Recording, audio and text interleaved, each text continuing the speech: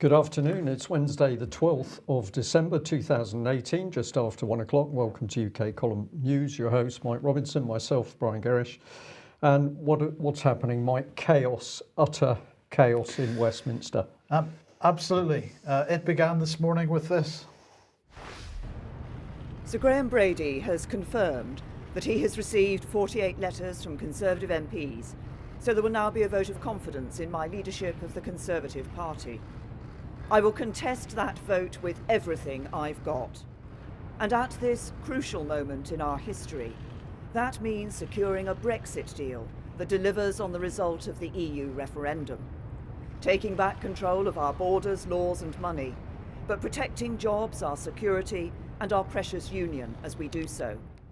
A change of leadership in the Conservative Party now will put our country's future at risk and create uncertainty when we can least afford it. A new leader wouldn't be in place by the 21st of January legal deadline, so a leadership election risks handing control of the Brexit negotiations to opposition MPs in Parliament. The new leader wouldn't have time to renegotiate a withdrawal agreement and get the legislation through Parliament by the 29th of March, so one of their first acts would have to be extending or rescinding Article 50, delaying or even stopping Brexit.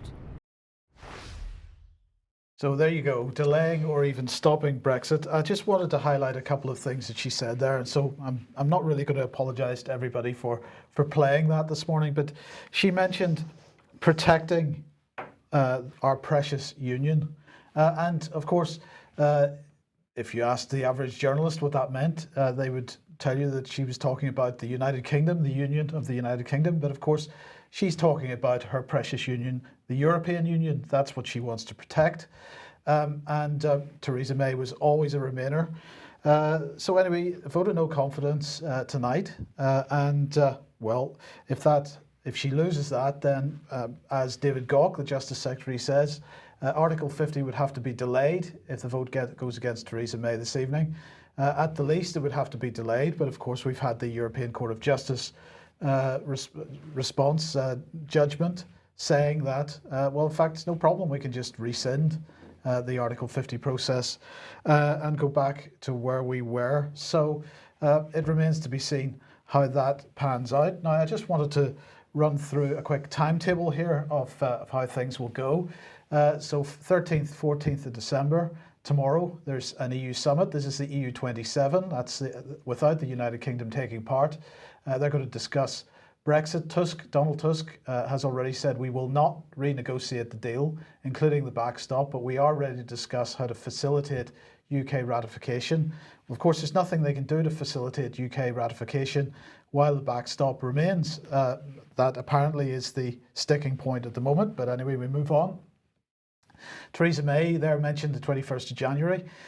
Because on that date, MPs are then able to influence the Brexit process if there's no vote in favour of a withdrawal agreement or her withdrawal agreement. And she's basically making a threat that perhaps Labour MPs could get involved in the Brexit process. Then the 21st, 22nd of March, there is an EU summit. This is the final summit possibly that the UK is going to take part in as a member of the European Union. Okay, that's what they say.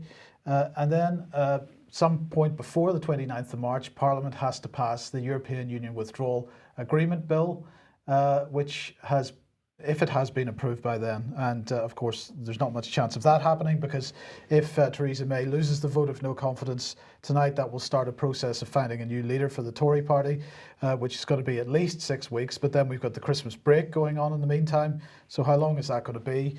And then the 29th of March itself, the UK, well, I've put that in inverted commas, leaves the EU unless the date is delayed or unless Article 50 is revoked. And then this is the key one, the 23rd to the 26th of May, elections for the European Parliament will take place in the EU 27 countries. The UK will no longer be represented in the Parliament. So at that point, assuming that everything goes ahead and there is some kind of Brexit, in inverted commas, because it's not really Brexit, the point is that we will not have any members of the European Parliament anymore. And as David Ellis has been making the point, this potentially leaves us open to the prospect of taxation without representation. We'll come on to why that's important in a second, because here's the key point. If we look at Theresa May's withdrawal agreement, of course, it's all focusing on certain things, customs union, single market, all this kind of stuff. But there's almost no mention, no substantive mention of security and defence in that agreement. And if we go back even to 2016, when the Best of Both Worlds document was released by Cameron, if you remember, he was saying that they had secured a new settlement to give the United Kingdom special status in the European Union. Well, that document has no mention of security and defence either.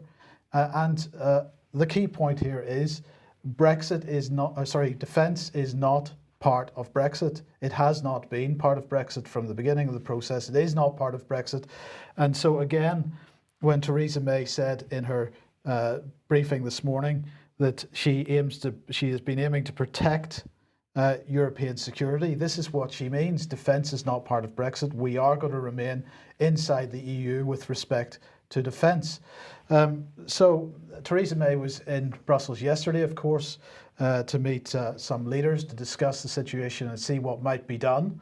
It seems that nothing was able to be achieved yesterday. But anyway, in parallel with that, Federica Mogherini was speaking in the European Parliament. So let's have a listen to what she was saying. I think we all agree that no single European country can respond effectively to any of the challenges of our times. And I think we agree that we, the European Union, have a responsibility to embrace our role as a global power, working together for peace, security and human development worldwide, and in some cases, even filling a gap. Let me say this very clearly. I believe there is no contradiction at all between European interests and national interests, in particular in this field. The European Union is the most powerful instrument we have as Europeans to serve our national interests on the global scene. None of our member states is big enough in the world of today to pursue their own national interest all alone. And this is why some in the world might cherish divisions among us. It might be in their interest, but never in ours. When we join forces as Europeans and take part in global negotiations, we are not giving up on our sovereignty. On the contrary, we are exerting our sovereignty more fully, more powerfully on the global stage. When we send a military mission abroad, it is to save lives, it is to protect peace, or to help rebuild a country. When we invest in military capabilities, it is to defend our citizens from attacks, or to put the best technologies to the service of peace. Yes, we are investing in Europe's hard power, finally, and we would all prefer that we lived in a world where this was not necessary. But our work on defence is always, and will always be at the service of peace. At the service of peace, Brian. Yeah, at the service of peace. Let's just bring in this next comment, and then we can talk about what she's actually said there. But as you were playing this clip and we were preparing for the news, this came into my head, the quote, "The aggressor is always peace-loving. He would prefer to take over our country unopposed. To prevent his doing this, we must both be willing and prepared to make war." Clausewitz. So this is the quote about the aggressor being peace-loving, and Mogherini there, peace, this is for defence, this is protection. Where did this quote come from? Well, it was actually written evidence submitted by a gentleman called Christopher Donnelly. Now, maybe some viewers listeners won't remember that name. We just remind them that this is the man linked into the Institute of Statecraft. And of course, he was a long-term advisor to NATO. They're moving towards war. The people who are saying, no, we're only dealing in defence. Trust us, this is the best interest of your for you as a nation state. These are the people that are moving towards war. There's no question of it. But what they're saying to the public, of course, is absolute spin and lies. What they do with the left hand, complete opposite with the right hand. Absolutely. Now, on Monday, of course, we were talking about the Yellow Vest protests, and we mentioned these vehicles being driven around, and this one in particular with the EU badge on the side. And the point we were making was that, of course, part of EU military unification is about civilian action, and we were highlighting the existence of the European Gendarmerie Force. We were highlighting the fact that NATO had been assigned non-lethal weapons, and somebody making the point that if you put a non-lethal weapon in the hand of a military man, does that make him some kind of militarized police? And that's absolutely the case, as we were making the point that this goes back to 2015 to the European Defence Matters Conference, the European Defence Agency Conference, and what Mogherini and Stoltenberg had been expressing at that point. We need to merge military and policing functions.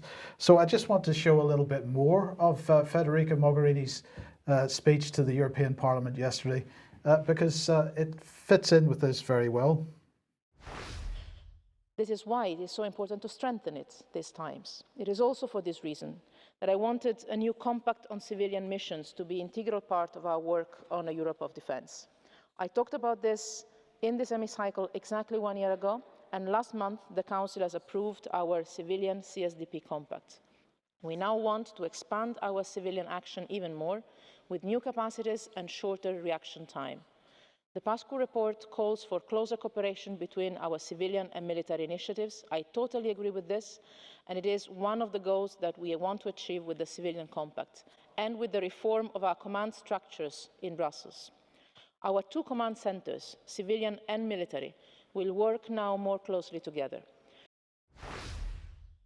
So, Brian, that's pretty clear. Now, at the moment, of course, what she's talking about is European external action, foreign policy in effect. So she's talking about policing actions in Afghanistan or Mali or Ukraine. But there's nothing that I have seen so far which prevents this merging of civilian and military capability from being deployed on the streets.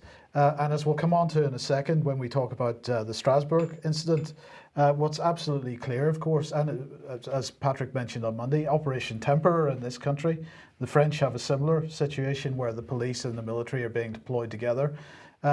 This should be cause for concern. Major cause for concern. It's so unbelievably dangerous, and all this is happening under the smokescreen of Brexit. So Theresa May, the Conservatives, leave means leave EU. Nobody is talking about defence and the fact that Britain's military, this is tri-service, research and development, nuclear, everything to do with UK's defence is simply being locked even further into the European Union as the European Union locks defence into civilian policing. This is immensely dangerous. We've effectively, well, not effectively, we've got a dictatorship forming here. And of course, in France, we've already got the crisis coming into being. We've banned protest on the streets in France. So we've got shutdown. We just need a slightly bigger crisis, and Europe can, of course, say that it needs to have full military civilian mobilisation and your martial law. That is it. And in the meantime, of course, the chaos continues from a constitutional point of view in this country. Well, looking at some of the images of Theresa May in Brussels yesterday, there she was with Ollie Robbins. And of course, a key problem here has been the fact that Theresa May has effectively sidelined Parliament in everything that she's done. The entire Brexit proposal that she has come up with has been architected by Ollie Robbins in the Cabinet Office, and the Cabinet Office has been driving British policy for quite some time now, in complete subversion of the democratic process.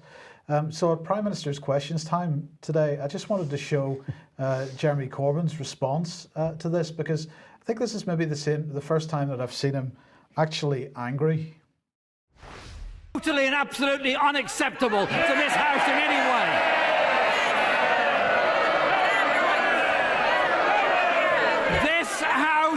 This House agreed a programme motion. This House agreed the 5 days of debate. This House agreed when the vote was going to take place. The government tried to unilaterally pull that and deny this House the chance of a vote on this crucial matter. The Prime Minister and her government have already been found to be in contempt of Parliament. Her behaviour today is just contemptuous of this Parliament and of this process. Mr. Speaker, the Prime Minister's appalling behaviour needs to be held to account by this House, as indeed the people of this country are more and more concerned about the ongoing chaos at the centre of her government. And as much as it pains me to say that he's right, she does need to be held to account for this, because she is behaving like a dictator. That's absolutely correct, Mike. But what are we watching here? We're watching theatre, we're watching pantomime, because this is for the public consumption. Meanwhile, behind the scenes, everything continues apace. That's business as usual with the European Union. And we are now so close to losing control over our defences, over Her Majesty's armed forces. Let's just put that little term in there. It is nearly gone whilst we watch this theatre in Parliament. So let's just take our minds back to July, and thank you very much for the viewer that alerted us to this document, the future relationship between the United Kingdom and the European Union. Let's bring in the second page is here. So this is the statement from the government, and let's get into what Theresa May had to say. She said in the referendum on the 23rd of June 2016, the largest ever democratic exercise in the United Kingdom, the British people voted to leave the European Union, and that is what we will do, leaving the single market and the customs union, ending free movement and the jurisdiction of the European Court of Justice in this country, leaving the common agricultural policy and the common fishery policy, and ending the days of sending vast sums of money to the EU every year. We will take back control of our money, laws and borders and begin a new exciting chapter in our nation's history. That's what she told the public. That was a lie, Mike, because behind the scenes, what has been engineered is this deliberate pantomime of breakdown and chaos, because this confuses the average person in the street as to what's really going on. But behind the scenes, everything with the European Union and Britain's relationship in the European Union is carrying on as normal. And we just come back to emphasize this. This is another document or article sent through to us, Warfare Today, and it's making a statement. The British Army has stated that there's a requirement to enhance support to NATO and to strengthen ties with our European allies. We're not coming out, we're strengthening the ties. We're committed to a combined river crossing capability with the German army, known as the M3 wide wet gap crossing capability. But it goes on to say that the British Army's M3 wide wet gap crossing capability is delivered by a 23 amphibious engineer troop and a 412 amphibious engineer troop, 75 engineer regiment. And it says here both units move from Hamelin to Minden to share facilities with their Bundeswehr counterparts. So this is not disengaging British military from the European Union. We are fully unifying our structure with Europe, and this is not being debated at all with regard to Brexit or anything that Theresa May is saying. Now, I can't say whether this is a British military vehicle or not, but this is one of the images from that article. And of course, here we see the European Union flag on the vehicle. Absolutely nothing being talked about to do with defence, and it is defence with security. When the European Union is talking defence, they mean with civilian security fully integrated.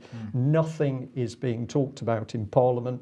And I can say that UK Column has now been told from several sources in and close to Westminster that MPs are now being whipped to remain silent on the issue of EU military unification. So if you want to know why nobody's talking about it, because we've now got to the stage where the whips on both sides, so Conservative and Labour, are threatening MPs that they're going to be dealt with if they dare to mention the subject of defence.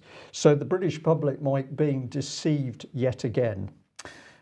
But the British public would not have been deceived if they had been paying attention to the UK Column News programme on the day after the referendum. I just thought it was appropriate to play a few seconds of the introduction to that programme. let's have a listen to this. Good afternoon. It's Friday, the 24th of June, 2016, just after 1 o'clock. Welcome to UK Column News. Well, of course, it's Friday, and that means the result is out. And of course, the result was a very clear leave vote. Consequently, the sun is shining in Plymouth. What we would like to say to people is, whilst, of course, the result has brought a lot of happiness and joy to many individuals, we think it's the start of the real battle, and it's absolutely vital that people realise that this government is not simply going to roll over and allow Britain to take back its sovereignty as a nation state. We are very confident that what follows from here on is going to be a very dark picture as the government delays, stalls and obfuscates in order to make sure this decision can be reversed. So that was the day after the referendum, Brian? Well, it was called, and you were the first one to call it, Mike, but we had that discussion on the day and we said, do we believe this? We did believe it, so we broadcast that and we've been proved absolutely correct. Of course, we've had a few sneers and comments from the sidelines, a few clearly misguided Irish channels, I think, had a go at us and said that we were completely wrong. Well, we can stand here or sit here today saying we have been absolutely 100% correct. And if the British public don't pick up on this fact that Theresa May is lying to the public because our defence and security is being left behind in the European Union, then we will not have a nation state. So it's going to be very interesting to see how this unfolds. I just wanted, we'll bring this one in. No news for Friday. We will transmit a news tomorrow. So we'll be live at 1 p.m. as usual tomorrow instead of Friday, because Brian and I have something else that we've got to do on Friday. But we didn't want to skip the news programme this week, so we will do a live news programme tomorrow. Okay, now let's just see if we can do this. We'll jump back to this one. I just wanted to bring this on screen. This is from the document that I've just quoted from about how we were going to break away from the European Union. But as part of it, paragraph 171 said this, and I've said, remember that while Theresa May is saying this, we can't fix the potholes in the road. So Theresa May said, taken together, the UK's independent trade policy will ensure the UK is ready for the opportunities and challenges presented by the global mega trends, industrialisation and urbanisation in emerging economies, the rise of disruptive technologies in all sectors, a radical demographic transformation across the world, and greater, deeper and quicker global interconnectedness. The UK will be agile enough to provide thought leadership on the shape and design of new global rules for new and disruptive technologies. Now, many people will look at that or listen to that and say, what on earth is this lady talking about?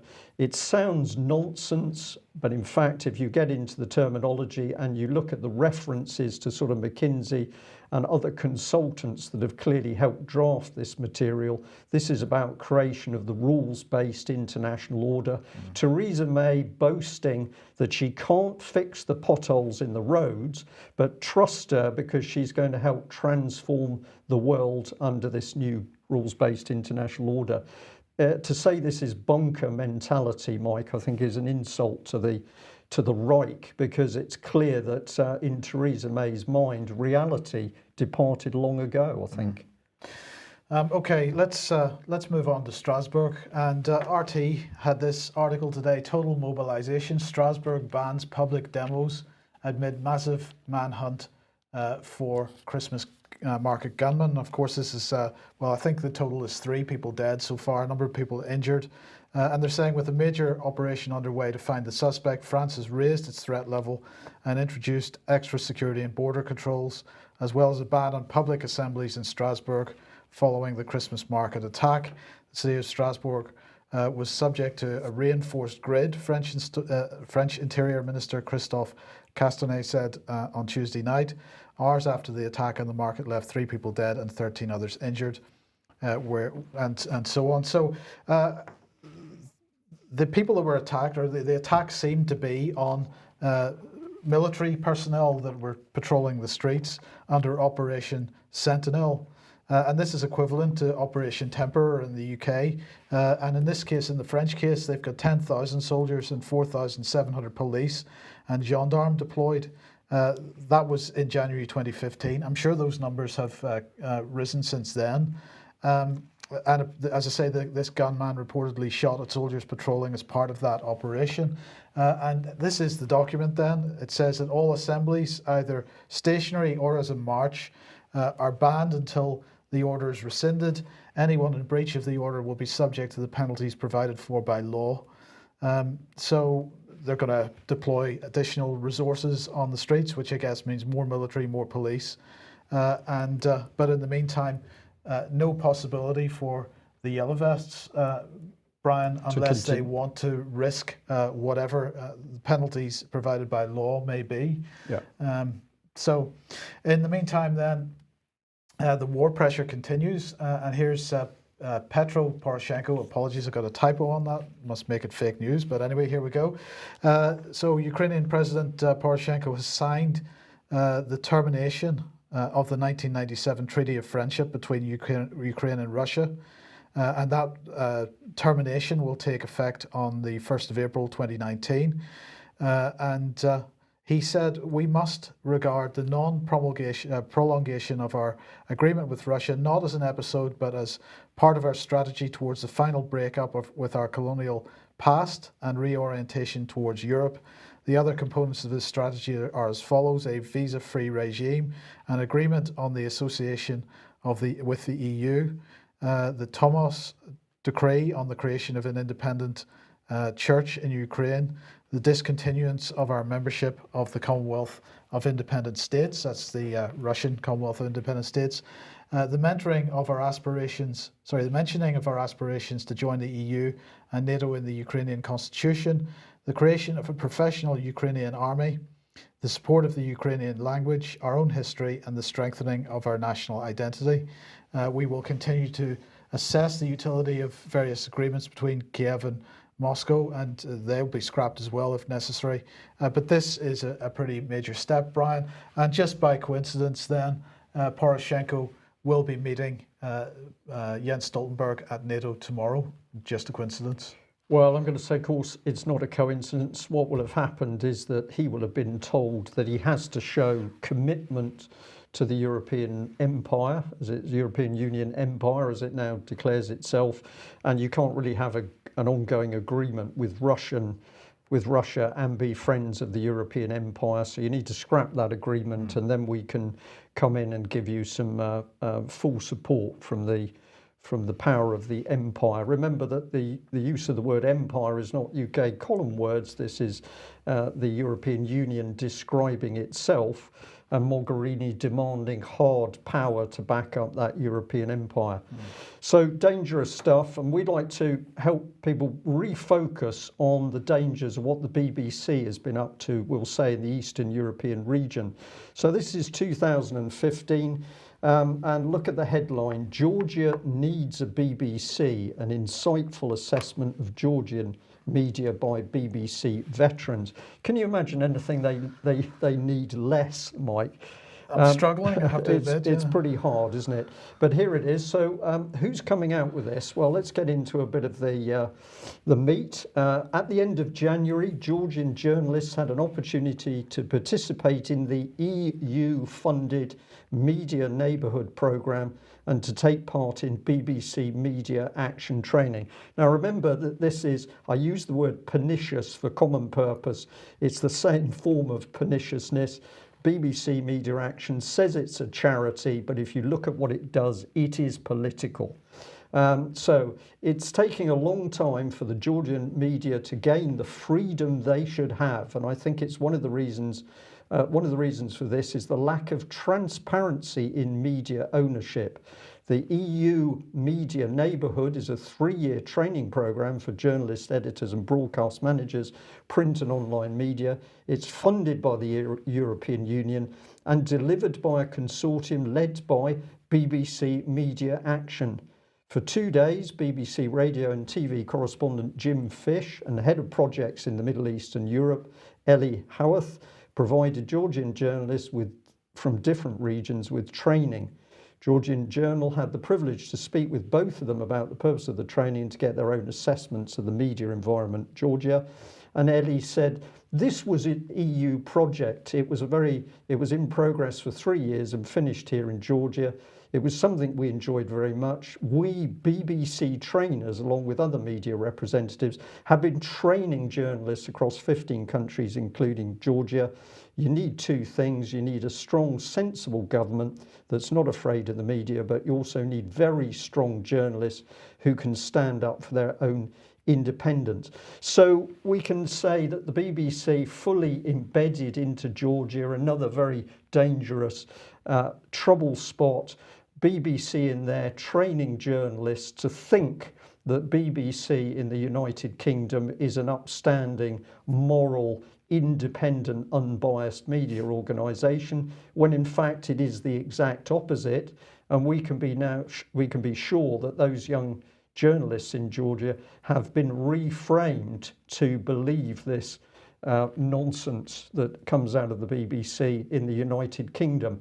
So what comes next? Is it to get the European view now that Russia, of course, is the main threat? These young journalists are simply going to trot out the EU propaganda, because if they don't, they're not going to be paid and they'll be patted on the back by the BBC.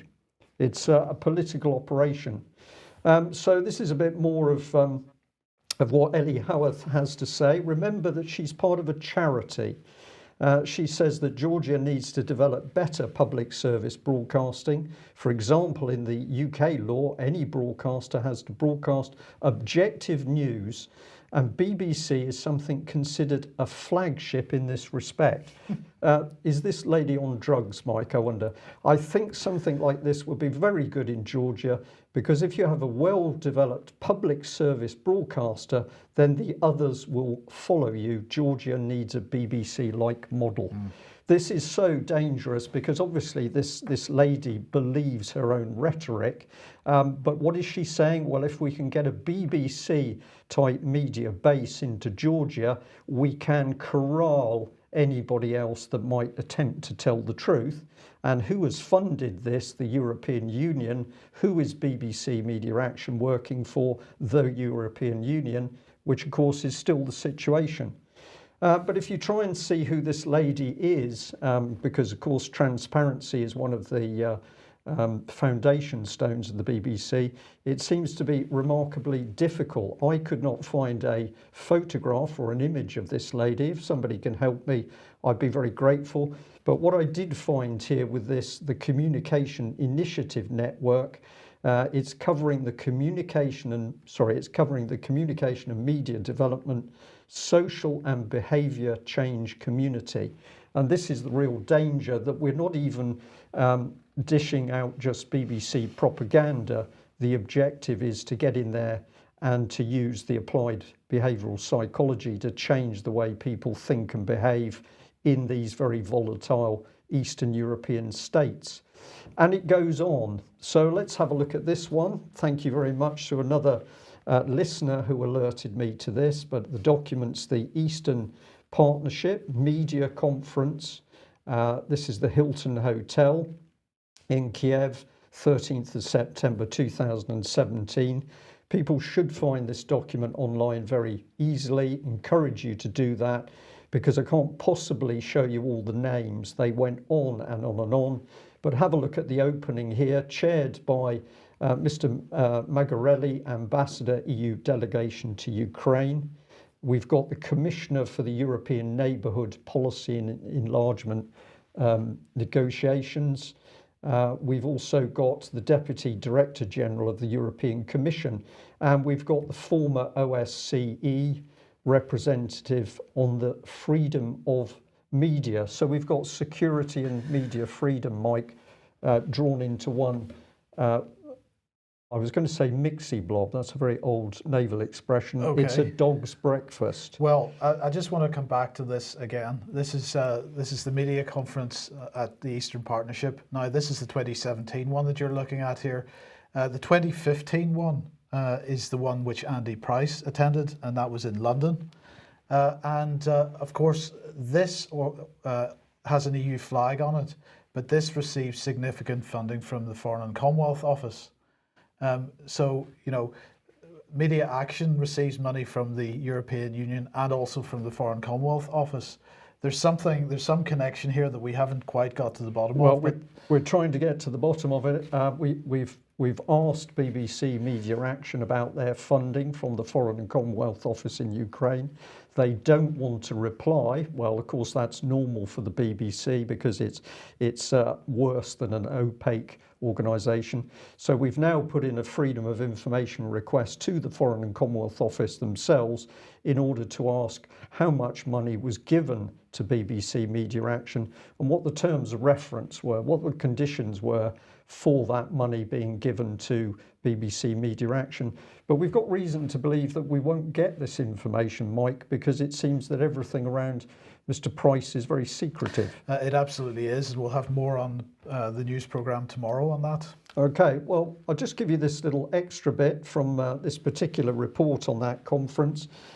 So this is one part of the text. It says the first part of the event will focus on framing the nexus between democracy and propaganda, not least from non-democratic states, the importance of the media freedom as a central component of democracy, and the role of independent media as a response to propaganda. The second panel will look at the role of donors in assisting independent media, including showcasing select success stories of donor-supported media initiatives.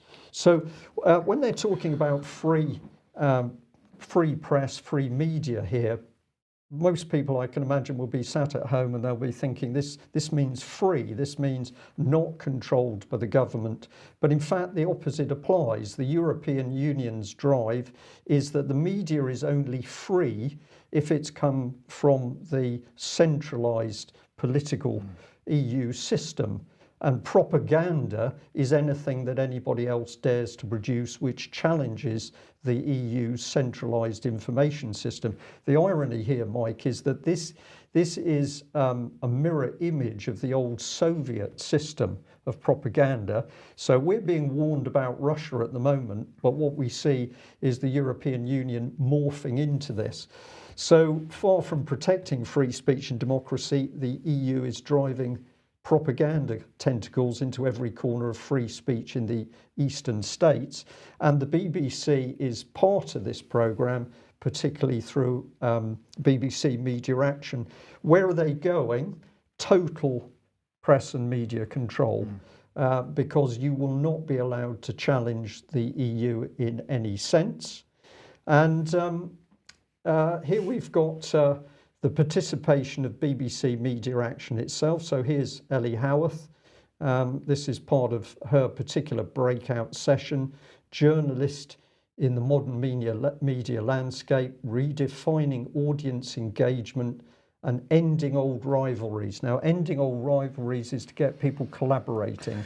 And this is something we're seeing across the media at the moment. They're ending old rivalries. They're not competing with each other. So the Telegraph is not competing with the Times. The Guardian is not competing with any of the others. They are working together. They're reinforcing each other's narratives.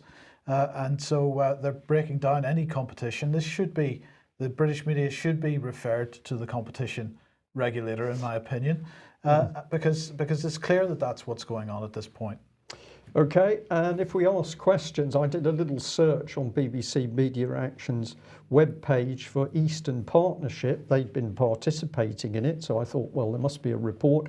But surprisingly, you come up with 0 search results. So maybe this is some form of denotice or caveat by the Foreign and Commonwealth Office that they are paying for BBC Media Action to carry out government propaganda, so they're not going to report exactly what they're doing.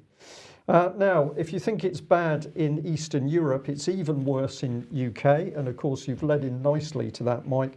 Another viewer alerted us to this. This is from the BBC's website itself, so you can find this very easily, but it's talking about, it's boasting about these BBC democracy journalists and how they are now embedded in newspapers and media organisations across UK. So this is the home page.